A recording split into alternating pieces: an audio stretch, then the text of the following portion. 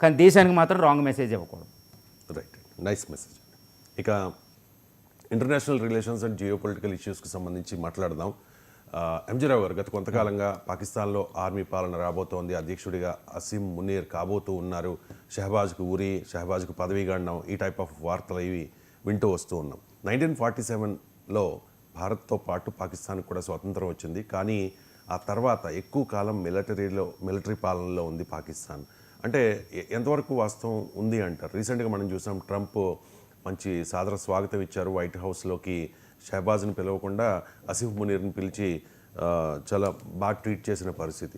ఏదో ఒప్పందం అయింది ఇద్దరి మధ్య అని చెప్పి పెద్ద ఎత్తున ప్రచారం కూడా జరిగింది. ఏంటి, అసీఫ్ మునీర్ పాక్ అధ్యక్షుడిగా కాబోతూ ఉన్నారా? పాకిస్తాన్లో ఆర్మీ పాలన రాబోతోందా? మీ విశ్లేషణ ఏంటి? Army chief, Pakistan army chief Asim Munir, ఈయనకి ఫీల్డ్ మార్షల్ అసీం మున్నీర్ ఒక బిరుదు కూడా వచ్చింది, ప్రమోషన్ కూడా వచ్చింది. ఇప్పుడు ఈయన పాకిస్తాన్ నూతన అధ్యక్షుడిగా ప్రమాణ స్వీకారం చేయబోతున్నారు. ఇది ఎలా అంటే, ఆసిఫ్ అలీ జర్దారీ అంటే Pakistan Peoples Party, Benazir Bhutto party అనమాట. ఆయన భర్త ఆసిఫ్ అలీ జర్దారీ, ఇప్పుడు బిలావల్ భుట్టో తండ్రి ఆసిఫ్ అలీ జర్దారీ పాకిస్తాన్ అధ్యక్షుడిగా ఉన్నారు. అదేవిధంగా ఇప్పుడు ఈ ఆసిఫ్ అలీ జర్దార్ని అసీం మున్నీర్ నిన్న కలుసుకోవడం జరిగింది. ఆ మీటింగ్ జరిగింది అని ప్రస్తుత పాకిస్తాన్ రక్షణ శాఖ మంత్రి దాన్ని ధృవీకరించడం కూడా జరిగింది. రాయిటర్స్ లాంటి న్యూస్ ఛానల్స్లో కూడా ప్రపంచవ్యాప్తంగా వస్తుంది. అసీం మున్నీర్ అధ్యక్షుడిగా ఉంటాడు. ఈయన ఆసిఫ్ అలీ జర్దారీ అంటే అసీం మున్నీర్ని యాక్సెప్ట్ చేయకపోతే ఆయన ఆర్మీ తిరుగుబాటు చేశాయని ఇటు షహబాజ్ని ఇటు అలీ జర్దార్ని ఇద్దరిని కూడా రిమూవ్ చేసి నేను అధ్యక్ష స్థానంలోకి వెళ్తాను అని అసీం మున్నీర్ అన్నట్టు కూడా మనకు తెలుస్తుంది. అంటే ఏంటి, పాకిస్తాన్ ప్రస్తుత PML Pakistan Muslim League party Nawaz Sharif party ఆయన ఇప్పుడు పిఎంగా ఉన్నాడు షహబాజ్ షరీఫ్, ఆయన దడదడలు ఆడుతున్నాడు. అదే పాకిస్తాన్ పీపుల్స్ పార్టీ అధినేత జర్దారీ అధ్యక్షుడు కూడా దడదడలు ఆడుతున్నాడు. ఇంకొక అధినేత తెహ్రీక్-ఈ ఇన్సాఫ్ అధినేతమో ఇమ్రాన్ ఖాన్ జైల్లో ఉన్నారు. ఆయనకి రేపులు లాంటివి లైంగిక దాడులు జరుగుతున్నాయి, నేను చనిపోతే అసీం మున్నీరే కారకుడు అని కూడా ఆయన చెప్పడం జరిగింది. అంటే ఏంటి, పాకిస్తాన్లో ఆర్మీ పాలన రాబోతుందా? ఇది ప్రత్యక్షంగా పరోక్షంగా. ఇది పాకిస్తాన్కి మీరు అన్నట్టు ఇది కొత్త కాదండి. పాకిస్తాన్కి స్వతంత్రం వచ్చి సుమారు 77 సంవత్సరాలు అవుతుంది. మొత్తం 77-78 సంవత్సరాల్లో 33 సంవత్సరాల పాటు అంటే సుమారు 50% కాలం అది ఆర్మీ పాలనలో ఉంది.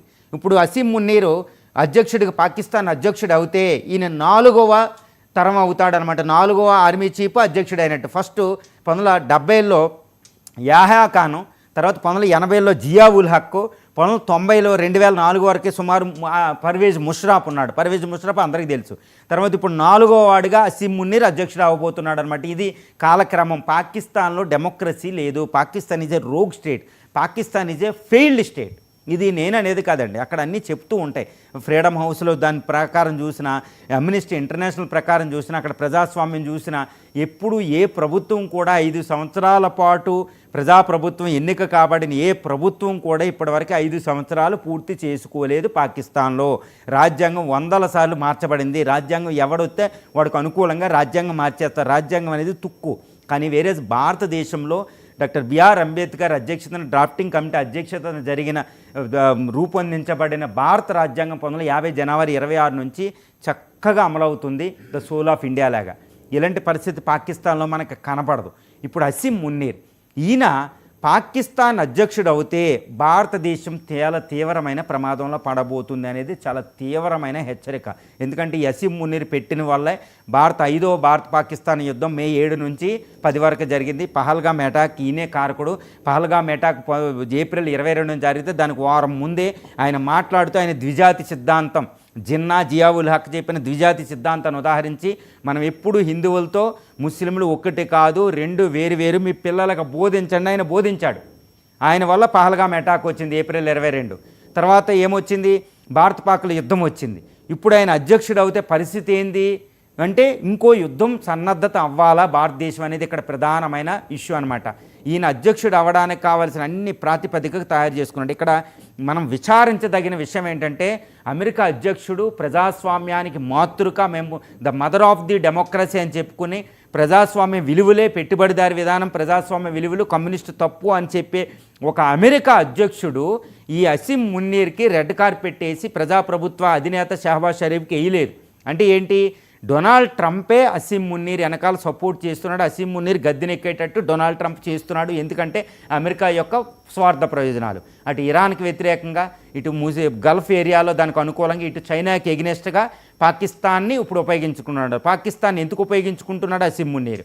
ఆయనకు అవసరం, ఆయన గద్దెనెక్కాలి, ఆయన గద్దెనెక్కితే ఆయన ఉపయోగించుకోవడం. అందుకని అసీం మున్నీర్ని వైట్ హౌస్లో చెప్పి డొనాల్డ్ ట్రంప్ ఒకటే చెప్పాడు.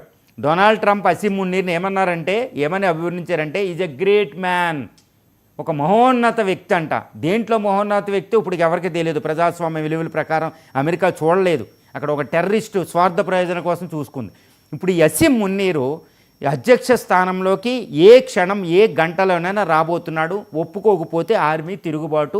ఇది సహజమే పాకిస్తానీ ప్రజలకి, ఇది ఏం పెద్ద గొప్ప కాదు. ఇస్లామాబాదు రావిల్పిండి అని పక్కన ఉంటుంది. ఇస్లామాబాదు పక్కనే ఉండేదాన్ని నోయిడాలో ఉంటుంది, ఢిల్లీ పక్కన. ఈ రావిల్పిండి హెడ్ క్వార్టర్ ఉంటుంది. ఆర్మీ ఇది ప్రజాప్రభుత్వం మాటనపోతే రావిల్పిండి నుంచి ఒక దళం 4-5 దళాలు వస్తాయి, కంపెనీల ఫోర్సు అటాక్ చేయడం, పాకిస్తాన్ డాన్ పత్రిక, పాకిస్తాన్ టీవీ ఛానల్ పెట్టడం, మనం అంతా ఇది కొత్త కాదు. వెంటనే అధ్యక్ష స్థానంలోకి ఆయన రావడం, 10 సంవత్సరాలు ఉండడం అనమాట. ఇప్పుడు ఇదే పరిస్థితి ఏ రాత్రైనా ఆర్మీ పాలన పాకిస్తాన్లో రాబోతుంది. కానీ ఇది భారతదేశానికి చాలా తీవ్రమైన హెచ్చరిక. ఎందుకంటే ఇక్కడ ఇండస్ వాటర్ అసీం మున్నీర్ పోయింది, మనం ఆపేసాం సింధు నది జలాలని. ఇప్పుడు జమ్మూ అండ్ కాశ్మీర్ ఆయన ద్విజాతి సిద్ధాంతాన్ని ప్రకటిస్తున్నాడు. టెర్రరిస్ట్ ఆర్గనైజేషన్కి ఆయన స్థానమే ఉంటుంది, ఆయనే టెర్రరిస్ట్ హెడ్గా కూడా వ్యవహరిస్తూ ఉంటారు. లష్కర్ ఈ తోయిబా, జైషీ మహమ్మద్, ఆల్ బదరు, ఈ తర్వాత ద రెసిస్టెన్స్ ఫోర్స్, వీటన్నిటి అధినేతలతో వాళ్ళకి పూర్తి సంబంధాలు ఉన్నాయి. ఎక్కడికక్కడ మత మౌఢ్యంతో ఉంటాడు, షరియత్ లాస్ కింద ఉంటాడు, ఒక మోడర్న్ వ్యక్తిగా ఉండడు. సైనిక దుస్తుల్లో ఉన్న ఒక పెద్ద టెర్రరిస్ట్ అసీం మున్నీర్ అని చెప్పొచ్చు. ఒక పెద్ద భారత వ్యతిరేకి, అతిపెద్ద భారత శత్రువు అసీం మున్నీర్ అని చెప్పొచ్చు అనమాట. అలాంటి వాడు ఇప్పుడు పాకిస్తాన్ అధ్యక్షుడి స్థానంలోకి వస్తే మనం భారతదేశం చాలా జాగ్రత్తగా ఉండాలి. ఎందుకంటే ఇప్పుడు అధ్యక్షుడిగా వచ్చాడు అనుకోండి, ఆయన జీవితాంతకాలం ఆయన అధ్యక్షుడిగానే ఉంటాడు. ఆయన చాలా ప్రమాదం, ఇంకో దశాబ్దం పాటు మనం చాలా తీవ్రమైన పద్ధతిని ఎదుర్కోవాలి. కాబట్టి ఆయన అధ్యక్షుడిగా అవ్వకుండా ఏదన్నా ఉంటే ఇప్పుడే మనం వెతకాలి, లేదా ఇజ్రాయెల్ స్థాయిలో మనం వెళ్ళిపోవాలేమో, మొసాద్ టైప్లోకి వెళ్ళిపోవాలని పరిస్థితి కూడా ఉండాలి. ఇప్పుడు ఈయన అధ్యక్షుడు అవుతే భారతదేశం మీద ఆయన యుద్ధాన్ని ప్రకటిస్తాడు, లేదా తీవ్రమైన టెర్రరిస్ట్ అటాకులు చేపించవచ్చు, లేదా ఇటు బంగ్లాదేశ్ చైనాలను రెచ్చగొట్టే అవకాశం ఉంది. కాబట్టి ఆయన చాలా మనకి ప్రమాదకారి. అందుకే భారతదేశం కూడా ఆపరేషన్ సింధుని కొనసాగిస్తూనే ఉంది. బోర్డర్ వెంబడి మనం సర్వసన్నద్ధంగా భారతదేశం ఉంది. మీరు ఏమైనా ఒక టెర్రరిస్ట్ చేస్తే మేము దాన్ని ఎన్ యాక్ట్ ఆఫ్ వార్గా ప్రకటిస్తాం. కాబట్టి మీరు పాకిస్తాన్ చాలా జాగ్రత్తగా ఉండాలని చెప్తుంది. కానీ పాకిస్తాన్కి సింధు జలాలు లేవు. పాకిస్తాన్లో 16 కోట్ల మంది రైతులు వాళ్ళు తిరుగుబాటు చేసే ధోరణిలో ఉన్నారు. ఆర్మీని ఊరుకునే పద్ధతి లేదు. ఇప్పుడు అసీం మున్నీర్ అధ్యక్షుడు అయితే ఆయనకు ఉండే ప్రధానమైన ఒత్తిడి సింధు జలాలను తీసుకెళ్లాలి. సింధు జలాలను తీసుకెళ్లాలంటే భారతదేశం ఏమని పెట్టిన ఆంక్ష ఏంటి, ప్రధానమైన కండిషన్ ఏంటి, నువ్వు టెర్రరిజాన్ని పూర్తిగా ఆపాలి. నమ్మశక్యంగా నువ్వు ట్రస్ట్ఫుల్గా టెర్రరిజాన్ని ఆపాలి. ఆయన ఆపడం, ఆయనే పెద్ద టెర్రరిస్టు. కాబట్టి ఆయన ఆపలేడు కూడా. ఆయన ఆపుదామన్న పాకిస్తాన్ ఆర్మీకి కూడా సాధ్యం కాదు. ఎందుకంటే బూమరాంగ్ బ్యాక్, పాలు పెంచినోడితే పాము కోటేస్తాన్నట్టు ఉంది పాకిస్తాన్ పరిస్థితి. ఇప్పుడు ఆపలేడు. ఆపగనప్పుడు సింధు జలాలను భారతదేశం ఇవ్వదు. సింధు జలాల కోసం ఆయన అటాక్ చేయాలి, లేకపోతే పాకిస్తాన్ తిరుగుబాటు జరుగుతుంది. పాకిస్తాన్ ప్రజలు తిరుగుబాటు చేస్తారు, ఊరుకోరు. అక్కడ బెలూచిస్తాన్ పెద్ద ఇష్యూ ఉంది, నార్త్ వెస్టర్న్ ఫ్రాంటియర్ ప్రావిన్స్లో పెద్ద ఇష్యూ ఉంది. కాబట్టి ఆర్మీ అవసరం అని చెప్తున్నాడు, నేను అభివృద్ధిగా అంటున్నాడు. కాబట్టి భారతదేశంతో యుద్ధం చేయవలసిన అవసరం అసీం మున్నీర్కి ఉంది. ఆయన భారత వ్యతిరేకి, టెర్రరిస్టు, ద్విజాతి సిద్ధాంత ప్రచారకర్త, జియావుల్ హక్ లాగా. అంటే భారతదేశానికి ప్రమాదం. ఏం చేయాలి భారతదేశం అంటే సర్వసన్నద్ధంగా ఉండాలి. పాకిస్తాన్ తీసుకెళ్ళి అక్కడ ట్రంప్కి చాలా సివియర్ వార్నింగ్ మనం ఇవ్వాల్సిన అవసరం ఉంది.